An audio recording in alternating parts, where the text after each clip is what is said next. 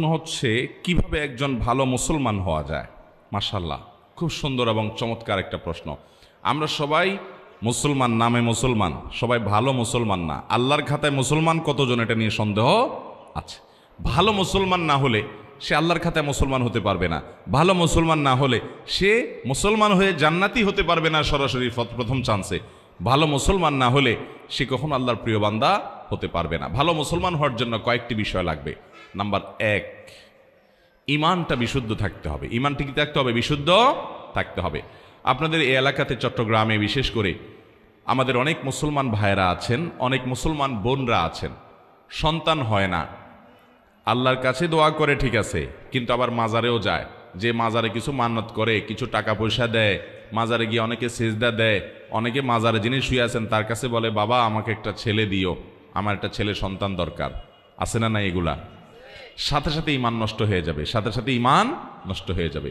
ভালো মুসলমান তো পরের কথা, আপনার যদি ঈমান নষ্ট হয়, আপনার যদি আকীদা খারাপ হয়, আপনার যদি বিশ্বাসটা নষ্ট হয়, তাহলে আপনার ওই যে একেবারে মূলটাই শেষ। আপনার নেকামলে করে কোনো লাভ হবে না। এই জন্য ভালো মুসলমান হওয়ার জন্য প্রথম চ্যালেঞ্জ হলো ঈমানটাকে ঠিক রাখা, বিশ্বাসটা ঠিক রাখা। আল্লাহর একত্ববাদ স্বীকার করার মানে হলো আল্লাহর সাথে কারো শরীক সাব্যস্ত না করা। এখন আপনার দোয়া করতে হবে, কার কাছে দোয়া করবেন? আল্লাহর কাছে। আমাদের প্রিয় নবী সাল্লাল্লাহু আলাইহি সাল্লাম তার প্রিয় সাহাবী আব্দুল্লাহ ইবনে আব্বাস রাদিয়াল্লাহু তাআলা আনহু 9 বছর বয়স যখন, তখন তাকে আদর করে স্নেহ করে হাত দিয়ে বললেন, কাঁধে হাত রেখে বললেন, ইযা সাআলতা ফাসআলিল্লাহ ওয়া ইযা ইসতাআনতা ফাসতাইন বিল্লাহ। তোমার যদি কিছু চাওয়া লাগে আল্লাহর কাছে চাইবা, সাহায্য চাওয়া লাগে আল্লাহর কাছে সাহায্য চাইবা। সাহায্য চাওয়া এগুলো আল্লাহ ছাড়া অন্য কারোর কাছে অলৌকিক সাহায্য চাওয়া যাবে? তাহলে কোনো মাজারের কাছে আমরা সন্তান চাইবো না, আল্লাহর কাছে চাইবো?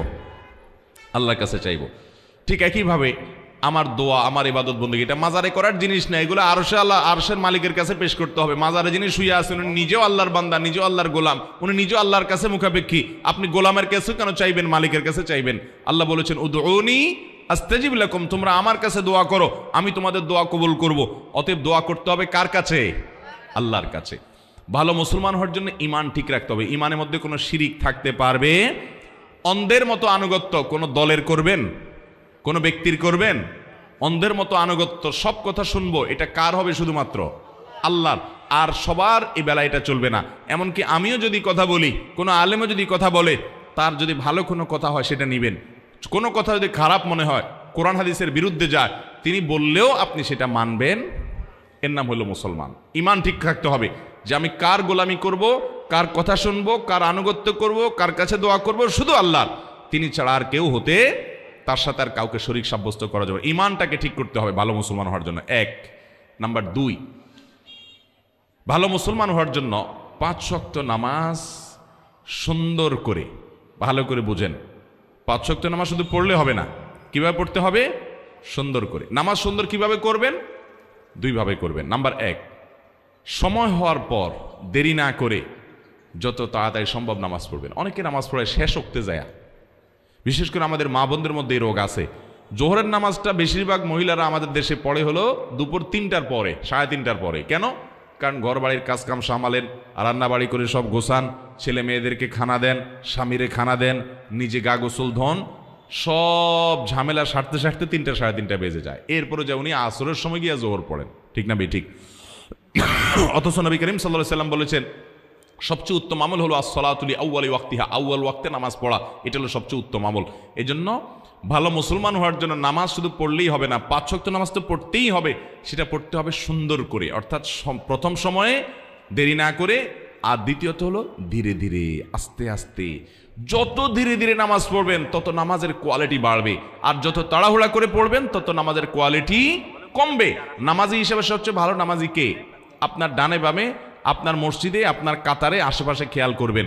আমাদের মা বোনরা নিজেদের মধ্যে খেয়াল করবেন, যেই মানুষটার নামাজে দেখবেন রুকুতে সবচেয়ে বেশি সময় লাস্টিং করে, রুকু থেকে দাঁড়ায় তিনি সবচেয়ে বেশি অপেক্ষা করেন, সিজদায় খুব ধীরে ধীরে যান, যে সিজদায় আবার অনেক সময় ধরে তাসবিহ পড়ে, সুবহান রাব্বিয়াল আলা, লম্বা সময় নিয়ে সিজদা পড়েন, এরপর সিজদা থেকে উঠে সোজা হয়ে আবার অনেক সময় অপেক্ষা করেন, আবার আস্তে করে সিজদা দেন।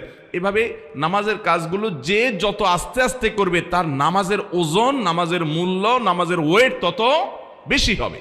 এই জন্য ভালো মুসলমান হওয়ার জন্য ইমানটাকে বিশুদ্ধ করতে হবে, ইমান বিধ্বংসী বিষয় থেকে বাঁচতে হবে। অনেক মুসলমান ইমান আনার পরে এমন কথা বলে ইমান চলে যায়। আল্লাহর আইনের বিরুদ্ধে, আল্লাহর বিধানের বিরুদ্ধে যদি কেউ বলে, সেটা আমার পছন্দের দলও যদি বলে, মানা যাবে? ইমান চলে যাবে, সোজা কথা। তাগুতকে যদি আপনি বন্ধু বানান, ইমান চলে যাবে। অতএব ইমান ঠিক করতে হবে, এক। 2 নম্বর হলো নামাজ ঠিক করতে হবে। ভালো মুসলমান হলে কি করতে হবে? নামাজ ঠিক করা মানে 2টা বলেছি, এক হলো সময় মতো পড়বেন দেরি না করে, আর দ্বিতীয়ত হলো ধীরে স্থিরতার সাথে পড়বেন। ঠিক করবেন তো ইনশাআল্লাহ? আচ্ছা, 3 নম্বর কাজ হলো ভালো মুসলমান হওয়ার জন্য উপার্জন থাকতে হবে হালাল। উপার্জন কি থাকতে হবে? হালাল। আমাদের মা বোনরা আছেন এখানে, আপনাদেরকে বলছি, আপনারা আপনাদের স্বামীদেরকে, বাবাদেরকে, সন্তানদেরকে উৎসাহ দিবেন। আপনারা যদি সঠিক হয়ে যান তাহলে আল্লাহর জমিনে সব সোজা হয়ে যাবে। আপনারা যদি আপনাদের সন্তানদেরকে বলেন, বাবারা হালাল উপার্জন করে নিয়ে আসবা, প্রয়োজনে ডাল ভাত খেয়ে বেঁচে থাকবো, গোশ মাছ খাবো না, কিন্তু হালাল উপার্জন করবা বাবা। অন্যের ছেলে মেয়েরা বিল্ডিং হাঁকায়, গাড়ি হাঁকায়, টাকা পয়সা চকচকে দেখা যায়, আমার দরকার নাই বাবা, হালাল যদি করতে পারো, ব্যবসা বাণিজ্য করে আলহামদুলিল্লাহ করো, আর না হলে আমার দুর্নীতি করে, ঘুষ, চুরি, ডাকাতি, এই সমস্ত মানুষের হক নষ্ট করে পয়সা আনবা না, আমরা কষ্ট করে থাকবো। এইটা যদি আপনি করতে পারেন, আপনি ভালো মুসলমান হতে পারবেন। এটা খুব কঠিন কাজ, কিন্তু নামাজ পড়াও সোজা, ইমান রাখাও সোজা, রোজা রাখাও সোজা, পর্দা করাও সোজা, কোরআন তেলাওয়াত করাও সোজা, ওয়াজ শোনাও সহজ।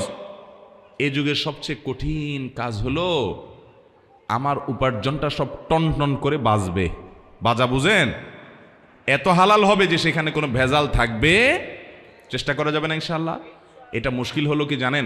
এটা করতে গেলে যুদ্ধ করা লাগে নিজের সাথে, কারণ আশেপাশে সবাই 2 নম্বর পথে টাকা পয়সা কামায় আঙ্গুল ফুলে কলা গাছ হয়ে যায়।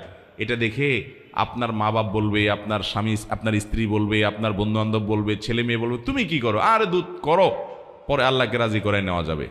এগুলো ভুল। ভালো মুসলমান হওয়ার জন্য উপার্জন হারাম, এটা থেকে বেঁচে হালাল উপার্জন থাকতে হবে ইনশাআল্লাহ। হালাল উপার্জন না থাকলে কোনো ভালো মুসলমান হওয়ার কোনো সুযোগই নেই, দোয়াই কবুল হবে না, সোজা কথা। ওই শরীরই জান্নাতে যাবে না, নবী সাল্লাল্লাহু আলাইহি ওয়াসাল্লাম বলেছেন, যে শরীর হারাম দ্বারা গঠন হয়েছে। এই জন্য চ্যালেঞ্জ নিতে হবে মুসলমান যুবকদেরকে, যুবতীদেরকে, সবাইকে, যে আমরা হারাম আমাদের শরীরে প্রবেশ করাবো। ভালো মুসলমান হওয়ার জন্য 3 নম্বর পয়েন্ট বলেছি হালাল উপার্জন হওয়া। 4 নম্বর পয়েন্ট হলো আচরণ ভালো হওয়া। আজকাল দেখবেন অনেক নামাজি কালামি মুসল্লি পাওয়া যায়, কিন্তু আচরণ খারাপ, ব্যবহার খারাপ, অধিকার নষ্ট করে শ্রমিকের, অধিকার নষ্ট করে কাজের লোকের, অধিকার নষ্ট করে বউ হয়ে শাশুড়ির অধিকার নষ্ট করে, শ্বশুরের অধিকার নষ্ট করে, শ্বশুর শাশুড়ি হয়ে বউয়ের অধিকার নষ্ট করে, স্বামী হয়ে স্ত্রীর অধিকার নষ্ট করে, স্ত্রী হয়ে স্বামীর অধিকার নষ্ট করে, বন্ধু হয়ে বন্ধুর অধিকার নষ্ট করে, প্রতিবেশী হয়ে প্রতিবেশীর অধিকার নষ্ট করে, এমনকি মুসলমান হয়ে প্রতিবেশী অমুসলমান তারও অধিকার নষ্ট করে। প্রতিবেশী অমুসলমান হলে তার অধিকার আছে না নাই? কিরকম অধিকার জানেন? আব্দুল্লাহ ইবনে ওমর রাদিয়াল্লাহু তাআলা আনহু, নবী করিম সাল্লাল্লাহু আলাইহি ওয়াসাল্লাম একজন প্রিয় সাহাবী, ওনার বাড়িতে একবার ছাগল জবাই হয়েছে। খাওয়া দাওয়া করবেন কোনো আনন্দের উপলক্ষ, তো উনি ওনার পরিবারের লোকদেরকে বললেন, আমাদের পাশের বাসায় যে ইহুদি আছে তার বাসায় কি গোশত পাঠানো হয়েছে ছাগল থেকে? 2 বার জিজ্ঞাসা করলেন।